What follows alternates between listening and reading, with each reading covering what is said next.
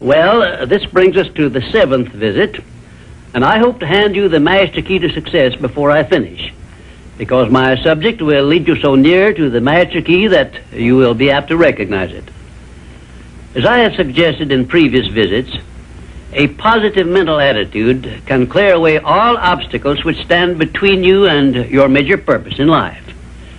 Because of the importance of the subject of our visit, I shall not only tell you that a positive mental attitude heads the entire list of the 12 great riches in life, but I am going to give you explicit instructions as to what you must do to keep your mind positive. In all the success books I have written, I have never suggested to my readers what they should do without clearly telling them how to do it. Are you ready? If you are ready, this visit may bring the most important change in your life you have ever experienced. 1. Learn to adjust yourself to other people's state of mind and difficulties so as to get along peacefully with them and to refrain from taking notice of trivial circumstances in your relations with other people by refusing to allow them to become controversial incidents. Great people always avoid small incidents of controversy when possible. 2. Establish for yourself a definite fixed system of conditioning your mind at the beginning of each day so you will keep it positive under all circumstances. 3.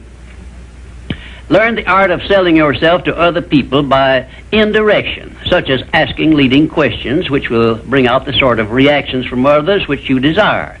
And do not permit yourself to be drawn into argument over unimportant subjects. 4. Adopt the habit of having a good hearty laugh every time you become irritated or angry, and it will help you if you begin each day with 1 minute of hearty laughing. This will change the chemistry of your brain and start you out with a positive mental attitude. However, you had better get out of sight when you take your laughing exercise. 5. Start each day with an expression of gratitude for all the adversities, defeats, failures you have experienced in the past, and search for the seed of an equivalent benefit these have yielded you through the passing of time. Then give thanks for the blessings you expect to receive during the day. 6. Learn to concentrate your attention on the can-do portion of all of your problems and desires and start action where you stand in carrying out this portion. No matter what may be your problem or your desire, there is always something you can do right now that will help you. Find out what this something is and do it. 7. Learn to transmute all unpleasant circumstances into immediate action which calls for a positive mental attitude, and make this a fixed habit. For example, when you are angry, switch your mind to some sort of action in connection with your hobby or your major purpose in life, and keep it busy with that subject for 5 minutes. 8.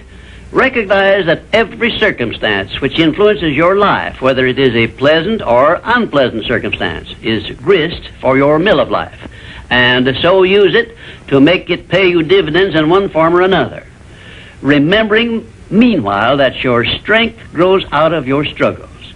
Follow this instruction and you will soon learn that there is no such thing as an unprofitable experience. 9.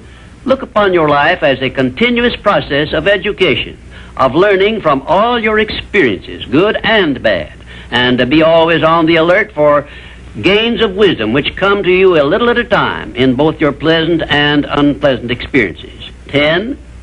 Make the world over to fit your own pattern if you choose, but begin with yourself in some sort of self-improvement which will make you more open-minded, patient, and generous in your relations with others. 11.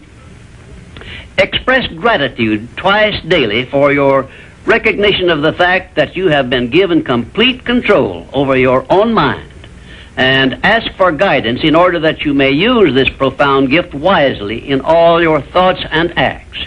12. Go out of your way daily to comment enthusiastically on the good qualities of those with whom you live and work, but do not mention their negative qualities. Then observe with benefit to yourself how quickly others will begin to concentrate on your good qualities. Remember, I'm still talking about how to keep your mind positive. And 13, Accept all criticism of yourself as an occasion for self-examination to determine how much of it is justified, and you will be sure to make startling discoveries about yourself which will help you to the remainder of your life. 14. Do not accept from life or anyone else anything you do not desire. And remember that Mahatma Gandhi proved himself to be more powerful than the great British military forces by this simple method of passive resistance. 15. Remember always that there are two kinds of circumstances which cause you to worry. Those you can do something about, and those you can do nothing about. Nothing, that is, except to use passive resistance and refuse to permit them to worry you. 16. Keep your mind eternally engaged in thinking of that which you desire most, your major purpose in life, so no time will be left for you to waste on thinking of that which you do not want. And let me digress here while I tell you we are now rubbing elbows with the great master key of success this very moment. And 17, if you should ever be so unfortunate as to feel sorry for yourself, look around until you find someone who is worse off than yourself, and start where you stand to give him help. Make this procedure a habit, and you will witness one of the great miracles of life, because that which you do to or for another, you do to or for yourself. And 18, choose some person whom you consider to be the sort of person you would like to be. Then go to work and emulate that person in every way possible. Great people have always been hero worshippers, but they pick the right sort of people to emulate. 19, cultivate your tone of voice so that your words have a pleasing musical sound. And remember that the sound of your voice is an open window through which other people look into your very soul. It will be a profitable investment if you will get a tape recording machine and record samples of your voice daily while you practice the art of expressing yourself through a friendly sounding voice. If you are engaged in selling, this practice will quickly pay off in monetary dividends. 20, last but by no means the least, write out this sentence and paste it in a prominent place where you work and on a mirror where you see yourself in your home. Whatever the mind can conceive and believe, the mind can achieve.